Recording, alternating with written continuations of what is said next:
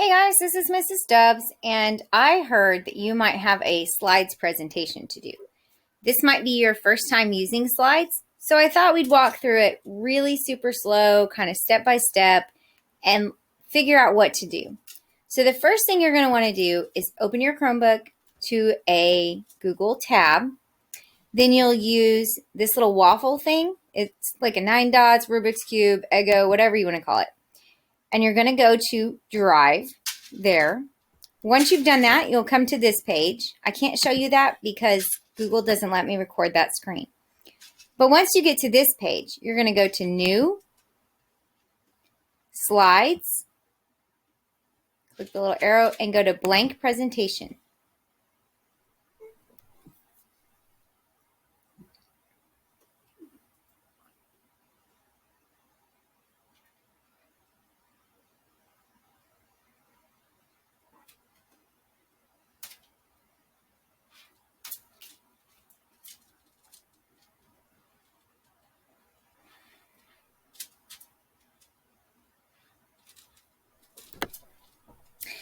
Once you get to your blank presentation, this is the screen that you're going to see.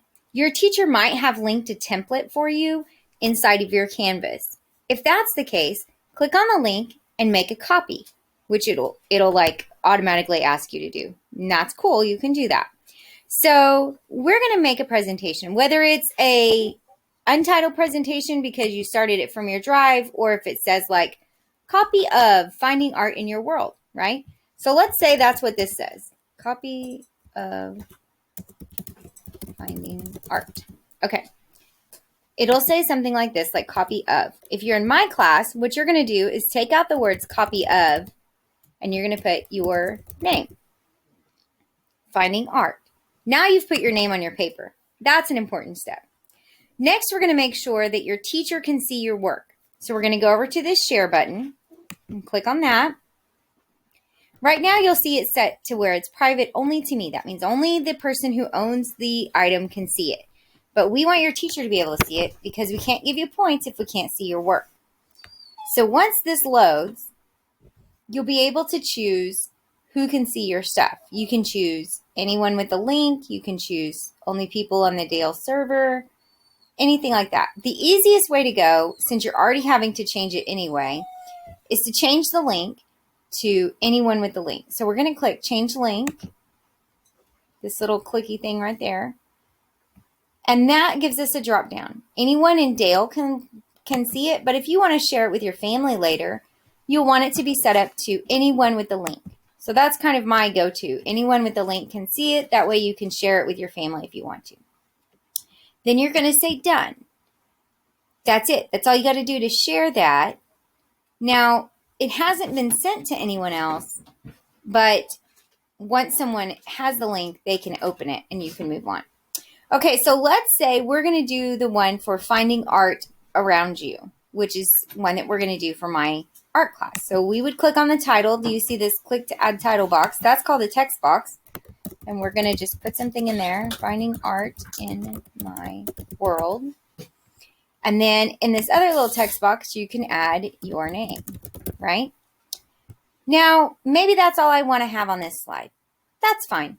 Let's talk about adding another slide. So to add another slide, you'll go over here to this, and you can choose the drop-down menu option and choose how you want it to look. Do you want it to automatically have a title and a body? Are you going to have text on there? Are you going to just have a caption? Sometimes the easiest thing to do is to start off with a blank slide. So we're going to go down to the bottom and choose a blank. Now let's say I'm ready to add some interesting things to my stuff. So I need to add a text box. We're going to put in some information. We're ready to type some words. So we'll click on this little guy text box here. And you see now I have like a little target site thing. I'm going to use that little target site thing to draw a text box wherever I want my text to go.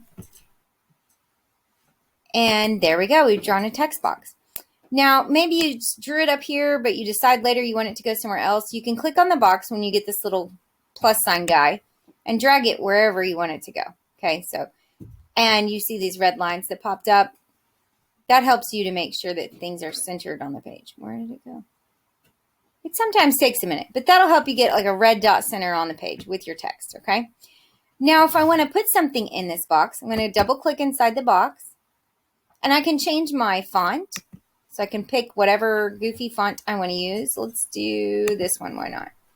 That one's really hard to see really small, so I'm going to go here to font size, and I'm going to choose a really big one.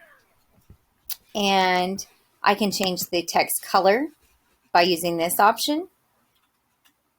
And let's say I want to write in red, and I'm going to say graffiti art, if I can spell it. We're going to talk about graffiti art on this page. Okay, that's easy enough. So I've spelled it wrong because there's a little red line. There we go, maybe. Nope. Okay, let's see. There we go. 2 F's, 1 T. There we are. So if I want to change that text color, if I decide I don't like it, whatever, I can go back up here. If I want it to have a highlighted area, I'm going to use this little guy right here and highlight it with green or whatever color I want it to be. You can make it bold, italics, and underlined. You can also use this little dots to make it centered on the page, like that. Now it's perfectly centered on the page. And you can even change the direction that it's aligned within your text box and make it be right smack in the middle, like that.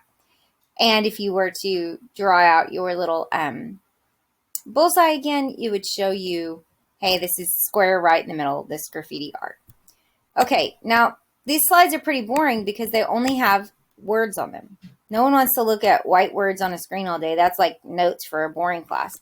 So we're going to add some pictures. We're going to go to Insert, Image, and search the web. Now later on you might find that you have items in your drive or on your camera roll you want to use. That's fine. But today we're going to search for images, and this little search box comes up over here. So we're going to say we're going to search for graffiti. And oh, Futurama, that's a fun one. Let's put that guy in. Okay, so this is the one we want to put in there. Let's go maybe with this fish guy. He's pretty fun.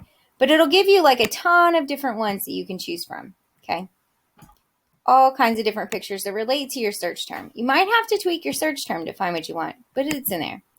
Once you pick one, you're going to click it and click Insert, and it'll automatically go to your page.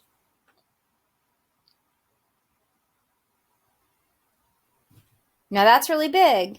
I could make my graffiti art be on top of it and just leave this as a big screen. That's cool. But if I want to make it smaller, I can slide it over like that and make it smaller. Maybe I want my words to stand out, so I'm going to take my item, still highlighted that box, go to Arrange, Order, and Send to Back. That'll make the other stuff stand out on top of it, okay? So that's one way we can do those things. We can also add a background. So if you click on this background option, choose image. You can upload images from your drive, your camera roll, your photos. We're going to do image search. And we're going to search for graffiti art again. There we go. Gives you some suggestions there. Let's see. Let's put this one on the background. Why not? This is going to look terrible, by the way. So do you see I selected it again and it got the insert option, or I can double tap it. When you double tap it, it automatically puts it in. You'll say done here. And it takes a minute, but there's your background. So now you know how to do a picture, a text box, and background. And again, you can still click these things, drag them around, move them however you want. If this item is too big, you can use these little boxes to make it bigger or smaller. But now you know how to use Google Slides. So I can't wait to see what you create. Thanks. Have a great day.